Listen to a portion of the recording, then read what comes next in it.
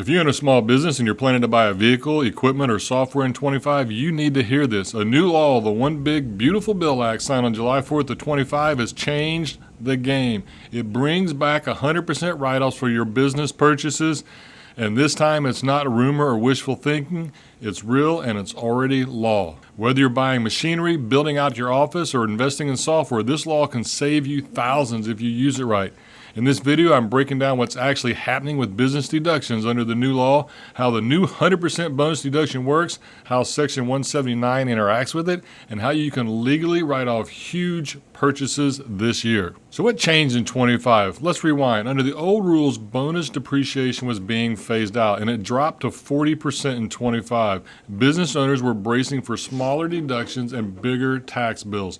But the One Big Beautiful Bill Act flipped the script. Now, as of January of 25, 100% bonus depreciation is fully restored and made permanent for qualifying business purposes. That means you can now deduct the entire cost of eligible assets in the year you place them in service. And this is huge. No phase down, no waiting years to depreciate. This is a massive cash flow boost. Instead of writing off just 40% of that $100,000 truck, you may now be able to write off the full $100,000 immediately. But don't forget, we still have 179, and it's still a powerful tool. While bonus depreciation is automatic, Section 179 remains a strategic tax lever that we can pull. So here's what's up for 25.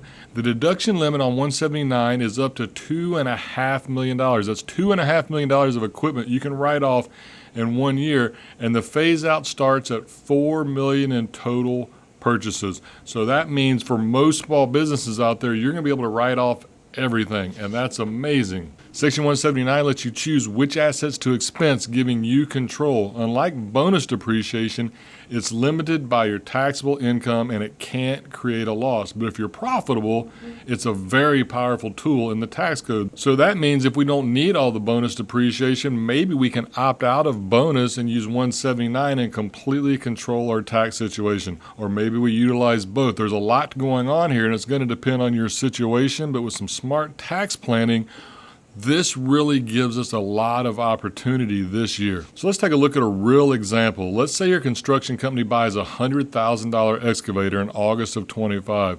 Under the new bonus rule, you can write off $100,000 immediately. That means you're going to save $24,000 in taxes if you're in the 24% tax bracket, plus state. So maybe another $5,000 to $8,000 depending on where you live.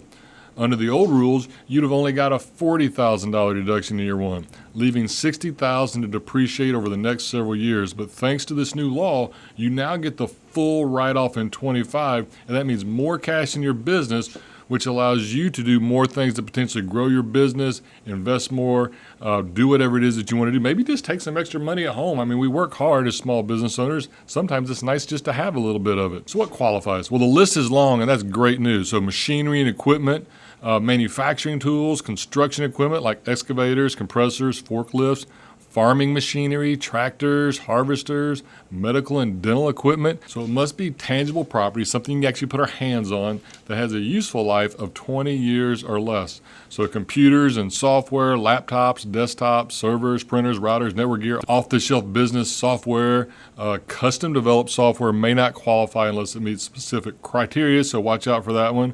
But vehicles, a heavy SUV, truck, or van greater than 6,000 pounds. Now that one may be partially deductible under Section 179, and the limit this year I believe is going to be about $31,000, a little more than that. We can use bonus depreciation on the balance. Passenger vehicles, they're going to be subject to annual limits, so don't get too excited on that one. But your cargo vans, your box trucks, these are all fully deductible if they're used 100% for business. But don't forget, when we're dealing with this kind of stuff, it must be used greater than 50% for business, and we have to document that. I've said that in a lot of other videos. Documentation is key on everything. Document, document, document. That's what's going to save you if we ever get audited. But what else? Well, furniture and fixtures like desks, chairs, conference tables, shelving, office cubicles. And it must be used in a trade or business. This isn't for personal stuff. If you buy a couch for house, doesn't qualify. but also qualified improvement properties. So think interior non-structural improvements to commercial buildings like drywall, flooring, lighting, electrical, interior plumbing, HVAC upgrades. But it doesn't include elevators, escalators, building expansion, load-bearing walls, so it does matter what we're talking about, or exterior work. So make sure you keep all that straight. Now, this is a big deal, a new one, qualified production property. So this is your factories, warehouses, data centers. We can see what they're trying to push here. Real property used in a U.S.-based production. Construction must begin after 24 and be placed in service by January 1st of 2034. And this is a big, big change and a major expansion for real estate improvements that were generally depreciated over 39 years. Now, what about used equipment? Well, Section 179 and bonus depreciation still apply to used assets as long as they are new to you, not acquired from a related party and used primarily for business. Assets that don't qualify, well, land, of course, the land's not depreciable anyway. So your paving, your landscaping, buildings, unless they're that specific type we just talked about a minute ago, inventory is not going to work, and assets used for less than 50%. And leased property. But as long as it's tangible property with a useful life of 20 years or less and placed in service after January 19th, and I might have left that off a minute ago, after January 19th of 25, it's probably going to be eligible.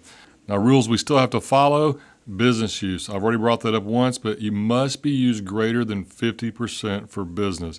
It has to be placed in service, and that's a big one on things. That means you actually have to have it and actually using it for the business.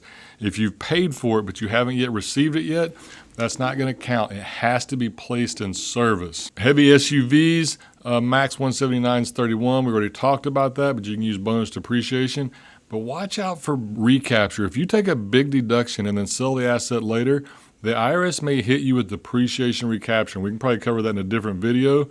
But that's taxable ordinary income, not cap gains. And if your business use drops below 50% in a later year, you can go back some of that deduction. So while this is powerful, we need to plan accordingly. So the headlines were right this time. The One Big Beautiful Bill Act brings back 100% bonus depreciation, and that's a huge win for small businesses. But these rules are nuanced. If you want to make smart moves, now is the time to start planning. Drop a comment with your questions about qualifying purchases or depreciation strategies. And don't forget to like, subscribe, and hit the bell so you never miss a tax smart opportunity. Let's make 2025 your most tax efficient year yet.